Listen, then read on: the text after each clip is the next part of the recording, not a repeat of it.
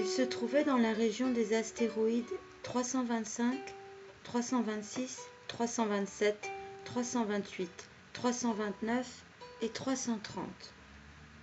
Il commença donc par les visiter pour y chercher une occupation et pour s'instruire. Le premier était habité par un roi. Le roi siégeait, habillé de pourpre et d'hermine, sur un trône très simple et cependant majestueux. « Ah, voilà un sujet !» s'écria le roi quand il aperçut le petit prince.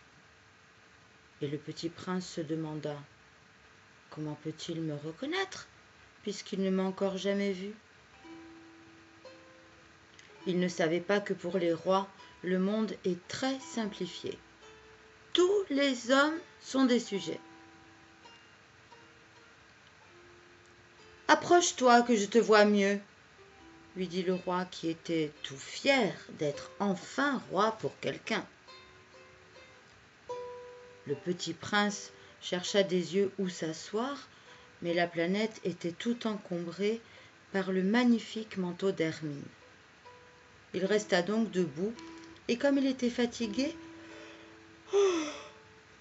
il bâilla.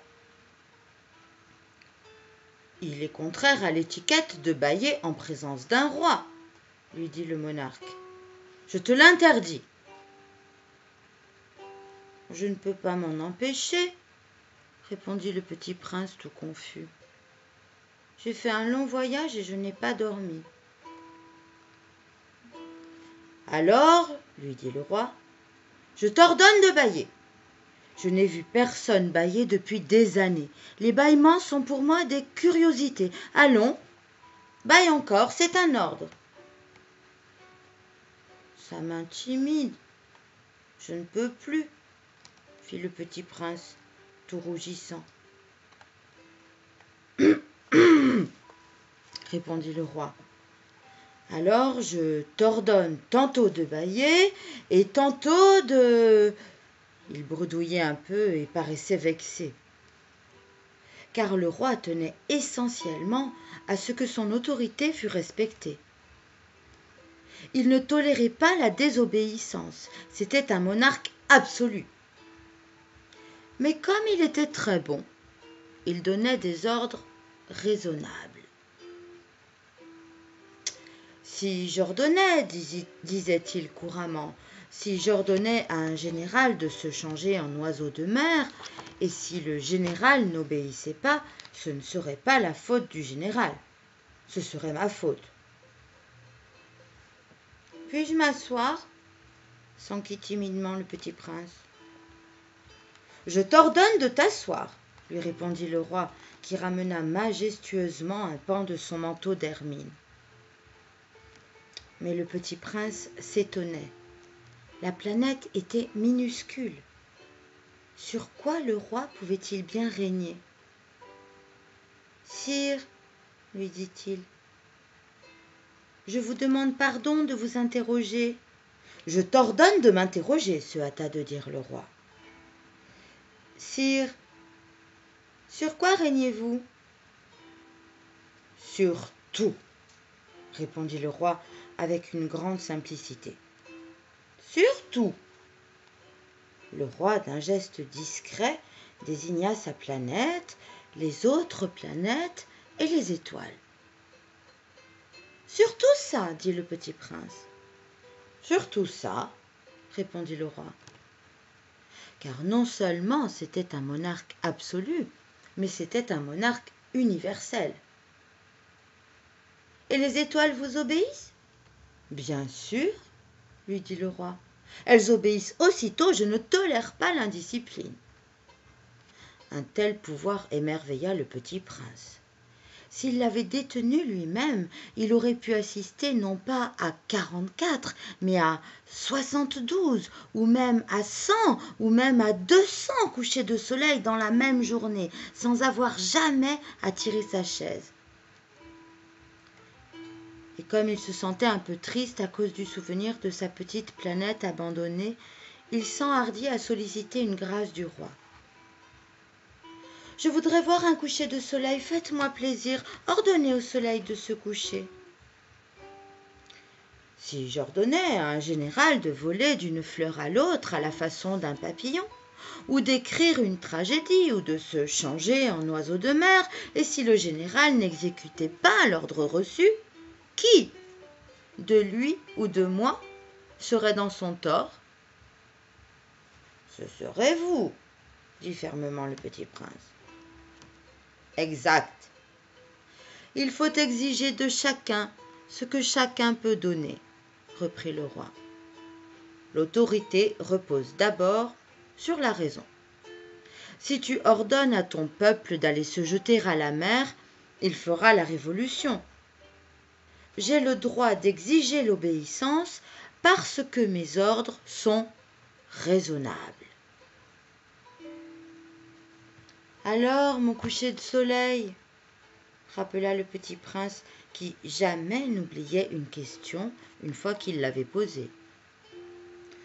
Ton coucher de soleil, tu l'auras.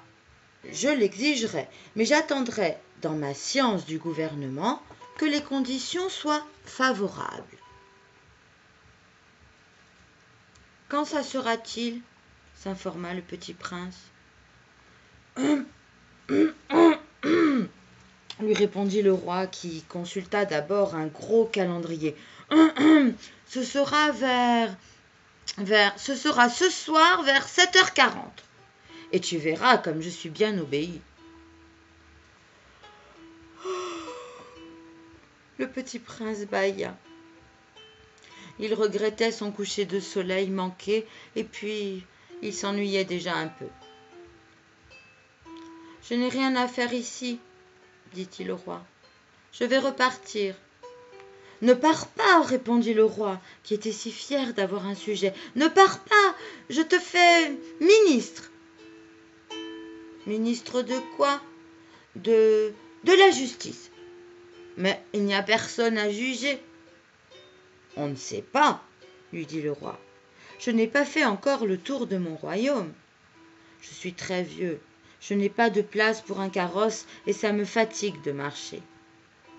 Oh, mais j'ai déjà vu, dit le petit prince, qui se pencha pour jeter encore un coup d'œil sur l'autre côté de la planète. Il n'y a personne là-bas non plus. Tu te jugeras donc toi-même, lui répondit le roi. C'est le plus difficile. Il est bien plus difficile de se juger soi-même que de juger autrui. Si tu réussis à bien te juger, c'est que tu es un véritable sage. Moi, dit le petit prince, je puis me juger moi-même, n'importe où. Je n'ai pas besoin d'habiter ici. Dit le roi. Je crois bien que sur ma planète, il y a quelque part un vieux rat. Je l'entends la nuit. Tu pourras juger ce vieux rat. Tu le condamneras à mort de temps en temps. Ainsi, sa vie dépendra de ta justice. Mais tu le gracieras chaque fois pour l'économiser. Il n'y en a qu'un. Moi, répondit le petit prince, je n'aime pas condamner à mort. Et je crois bien que je m'en vais. Non, dit le roi. Mais le petit prince, ayant achevé ses préparatifs, ne voulut point peiner le vieux monarque. Si votre majesté désirait être obéie ponctuellement, elle pourrait me donner un ordre raisonnable. Elle pourrait m'ordonner, par exemple, de partir avant 1 minute. Il me semble que les conditions sont favorables. Le roi n'ayant rien répondu, le petit prince hésita d'abord, puis, avec un soupir, prit le départ. « Je te fais mon ambassadeur !» se hâta alors de crier le roi. Il avait un grand air d'autorité. Les grandes personnes sont bien étranges, se dit le petit prince en lui-même durant son voyage.